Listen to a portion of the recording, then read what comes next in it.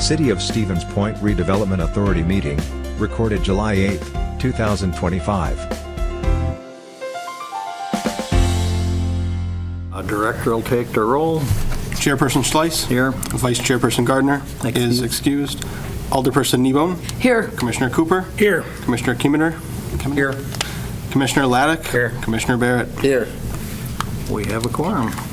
Number 2, persons who wish to address the board on a specific agenda item other than a public hearing must register their request at this time. Those who wish to address the board during a public hearing are not required to identify themselves until the public hearing is declared open by the chairperson.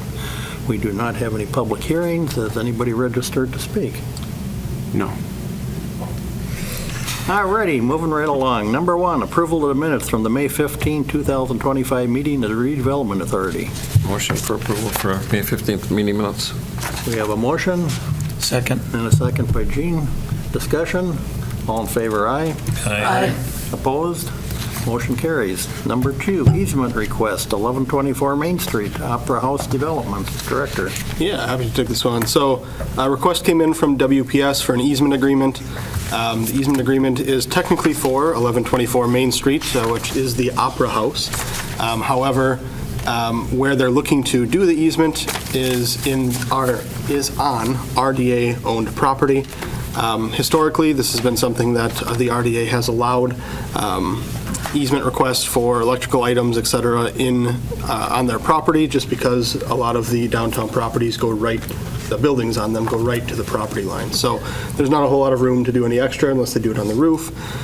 So this is another instance in which the development, building, beer garden area, the fencing goes right to the edge of their property. So they are looking to the RDA to grant them an easement for a new transformer that they need to power their development.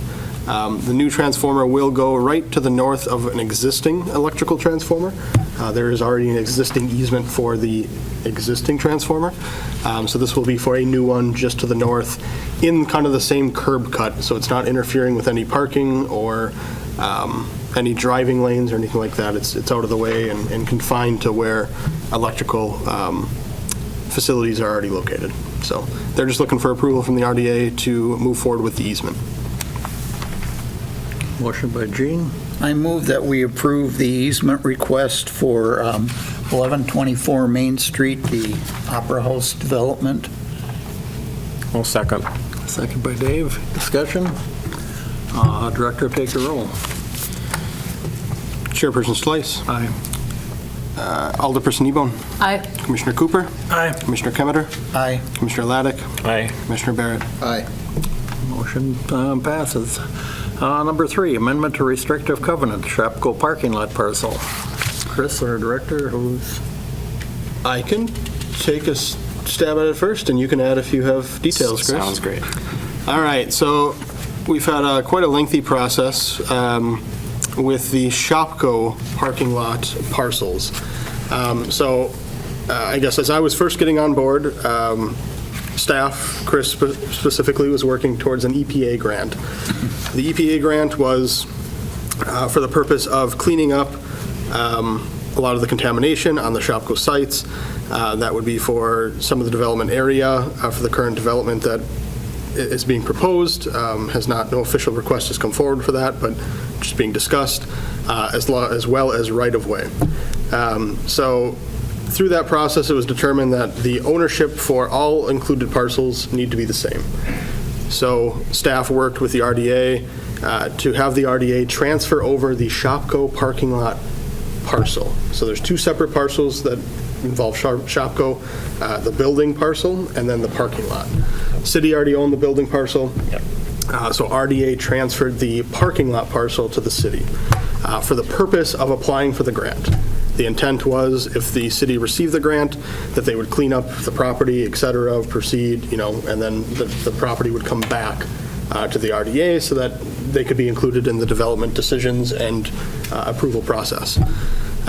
So that was the agreement that was formulated. Within that agreement, it did state that after 10 days, in the case of application denial for the EPA grant, within 10 days, the city would need to return that parcel. So we applied for the EPA grant, didn't happen, we were denied. through that whole process, we were trying to work with the DNR to figure out what exact steps we need to do to make sure we were kosher with them. We were already getting slapped on the hand for another parcel that we did incorrectly. So we're trying to do it right. So the DNR informed us of the proper process, in which around the same time of the EPA denial, staff realized that 10 days would not be enough time to properly accomplish that process. That process involved a Phase 1 ESA, as well as some blight resolutions that needed to be passed and declarations, and then also just the overall property transfer. So, long story short, this specific request is asking for an amendment to the restrictive covenants that originally stated 10 days, which I apologize, has passed. But we're asking for an amendment. The amendment reads specifically conveyance, that the city would convey the property back to the RDA September 1st, or when the RDA would request it to be returned. So that's kind of the provision. Staff feels as though September 1st would be an ample amount of time to complete the DNR's requests and the correct process that needs to be followed. So happy to take any questions. Chris, did I miss anything? No, you've got it outlined perfectly, and the memo for the next agenda item includes that timeline of events that need to take place for us to be in good standing with the DNR and for an EPA grant application for the project for the next fiscal year. What happened is when I discovered that the grant was not approved, I sent the director an email requesting that the property be returned to us.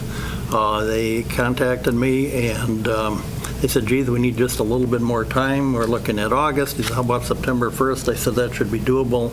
So I contacted our attorney to draw up the paperwork, so we're covered on that. So He leaves out how he asked for us to beg. It was a whole drawn-out ordeal. what can I say?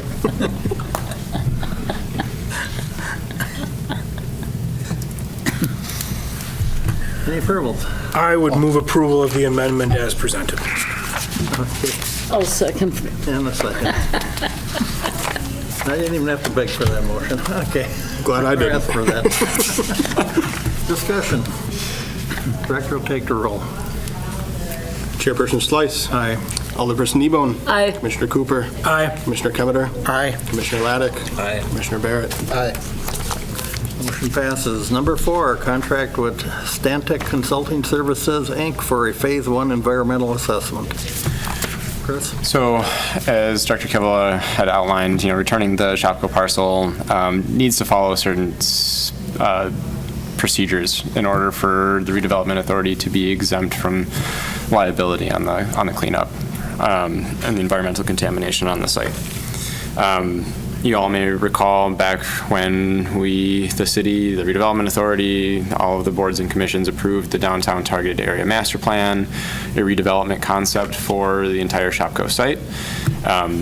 What's necessary for us to be in good standing with the DNR and the EPA, we're trying to follow protocols to be what's known as a bona fide prospective purchaser. So we need to do our due diligence and perform all appropriate inquiries, which just essentially says that we evaluated the property. We're aware that there may be environmental contamination that happened before we got the property. Because of the property transactions that had happened, this is actually a good thing that we're returning the property, just making sure that we're going through the right protocols of doing it and within the time frames that the DNR sets. So we need to perform a Phase 1 environmental site assessment for all of the properties that are going to be involved.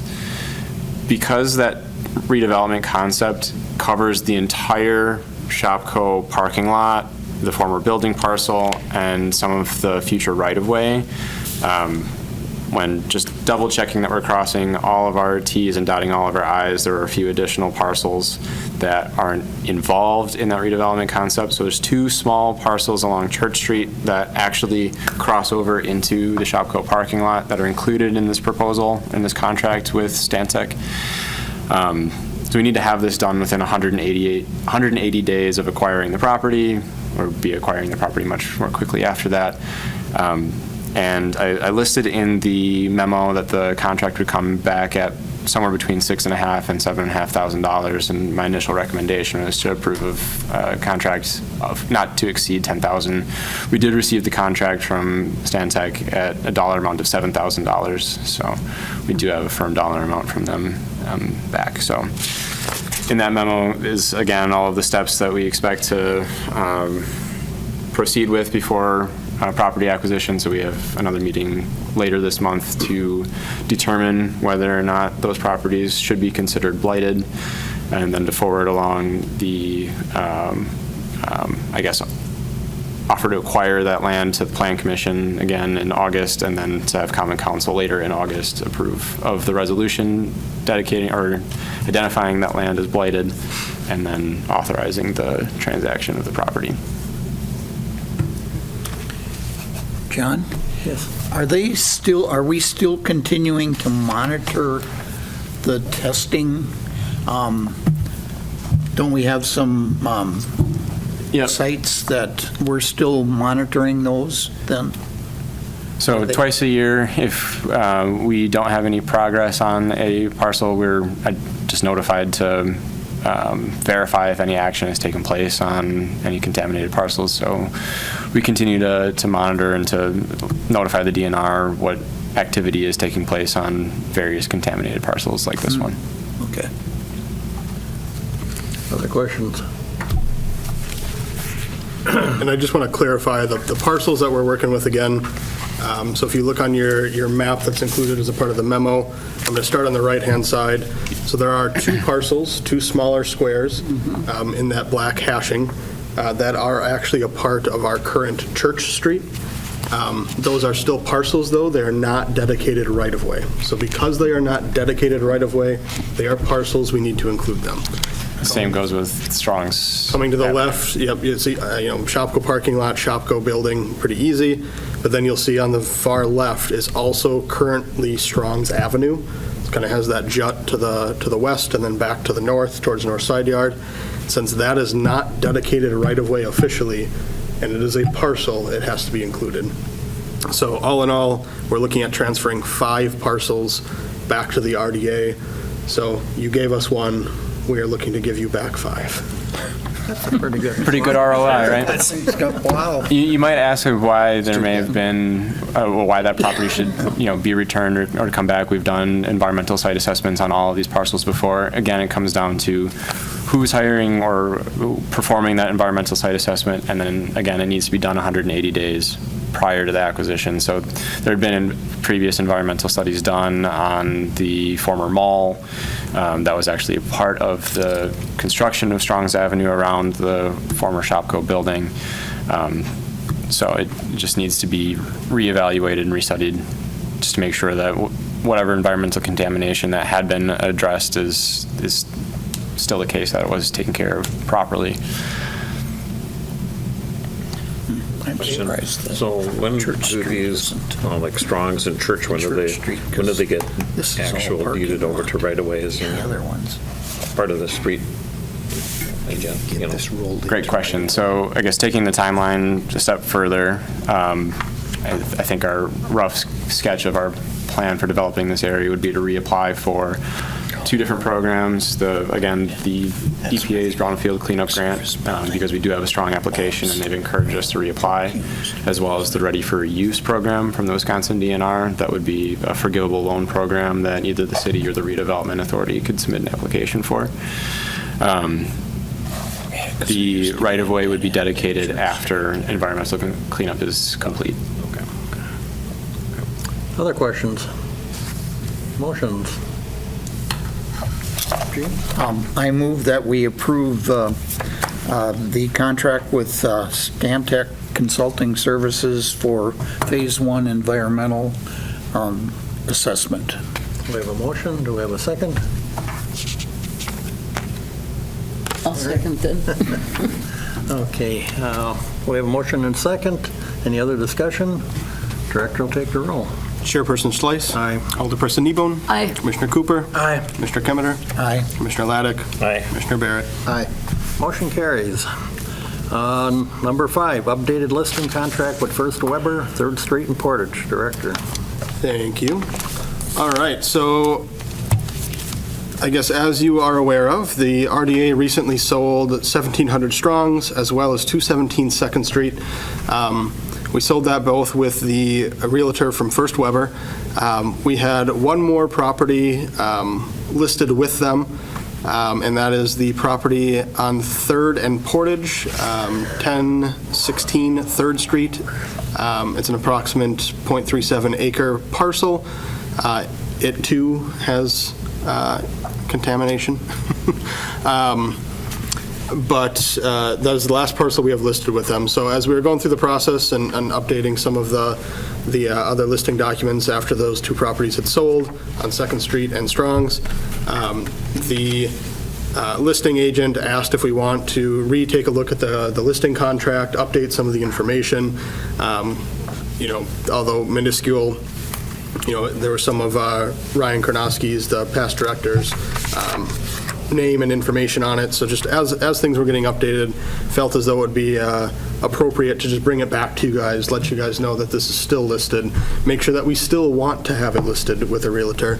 A lot of benefits. Currently it is listed on the MLS. There is a sign out there. It is maybe facing the wrong way. And we can maybe do a better sign. But there's online platforms, Zillow, Realtor.com, and then the realtor is using social media channels. Benefits to using the realtor, we actually have somebody with professional expertise assisting us with this, marketing the property, assisting with the sale when that time comes, et cetera. So staff just wanted to bring this back for discussion by you all. If it is desired to continue the listing contract, we'll just renew it. We'll get this updated. In reviewing it, it was noted that we may not want to have it so that the RDA is paying a buyer's commission. So how the current listing has it stated is that the commission will be provided upon the sale of the property, and it'll actually come as a split between our real estate agent and theirs. So it'll come from our real estate agent to theirs instead of the RDA to their realtor. So felt as though that was an appropriate way to have that listed. So I guess I'll open it back up to you guys with any questions. Otherwise, we'd just be looking for approval of the updated listing contract. So has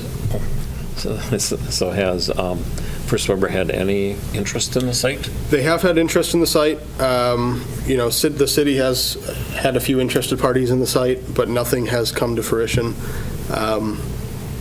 It is a difficult site. It's smaller. It's separated by an alley. We are looking for maybe a little bit more of a denser development on this parcel, so it's a little bit harder site to chew on for some developers. So we're not as surprised we haven't had as much interest as like 217 2nd Street, which is a fairly simple, and I guess even then we didn't have that much interest, but a simpler build compared to kind of the downtown district where we're looking to have the building have a certain feel and density. So do you think it's priced appropriately? Or are we a little high on that? Because that would be, what, $225,000 an acre or something like that? If it's .37 at $75,000, seems a little high. But I don't know. And plus, you got some contamination there. Who's responsible for cleanup, or does it need to be cleaned up? So if I could chime in on the value of the property, the listing price would probably reflect accurately what that parcel would be listed at if there was no environmental contamination. Okay. What the listing price at that dollar amount does allow us to negotiate then is also a sale or an incentive, right, for the development of the parcel. Okay. So there is some benefit to acknowledging that there is an inherent value to the land, even if it's not sold at $75,000, to at least inform the buyer that's what the proposed value is. Mm-hmm. Okay. And so we have to disclose to them that there is contamination on the site. And do we have an estimate what the cleanup cost would be on that? Cleanup cost is always related to whatever the development's going to be. right? So it's really hard for us to know what the cleanup costs are. If you have a project where you're only pouring a slab on grade foundation, there's likely no environmental cleanup that really needs to happen. So it really depends on what's being built. Yeah. What's that zoned? I believe it's zoned B2.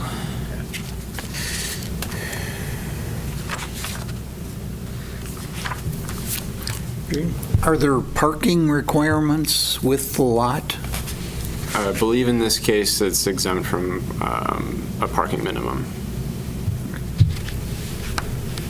We are aware of a significant amount of parking concerns within the downtown district, though, so we are very keen on ensuring that whatever developer or future owner of this parcel might be, they're aware of, I guess, the public pressure on parking in the downtown district. Other questions, Dave? In staff's opinion, would you negotiate in and say, okay, we're going to transfer the property, pay, get done, sign, seal, delivered, but then if you're not going to do something, would we be with first refusal? Part of me thinks we don't want it back, but the other part of me thinks we don't want it just to sit there either if someone's not interested in doing anything. It's just, that's probably part of the negotiation, but. Yes, I mean, once an interested party comes forward to buy it, at that point, we can have that clawback provision. We can negotiate that as a part of the terms with that sale, certainly. Okay. Unless you want to have the provision that they don't get to give it back. You can have whatever provision The problem you want. is, then we're, it's tempting, but then the problem is then we're sitting on it and we don't control it anymore. We can't decide its fate. So that's really that's where I was going with that. Yeah. But yeah. Yeah. Other questions? Motion. I'll make a motion to approve the listing contract for 1016 3rd Street. A motion by Dave. Second. Gene, second. And that'll include inherent in the motion that we'll have a date they need to do something by. Could I have another, I guess, caveat to this too? So if there is somebody that comes forward and they do ask for the property at $65,000, we still will come to you guys for that approval. Right. So this is just what it's listed at. Okay. There is still the opportunity that if somebody comes forward with a lower price, you guys can still approve that. And there'll be that other opportunity, just to clarify. And that's typical with real estate. They always ask for less. Other questions are, okay, we have a motion and a second. Director will take the roll. Chairperson Schleiss. Aye. Alderperson Kneebone. Aye. Commissioner Cooper. Aye. Commissioner Kemeter. Aye. Commissioner Laddick. Aye. Commissioner Barrett. Motion passes. We are adjourned. Thank you for your time this afternoon. Sure. A video of this meeting is available for viewing on the city's website, stevenspoint.com/videos.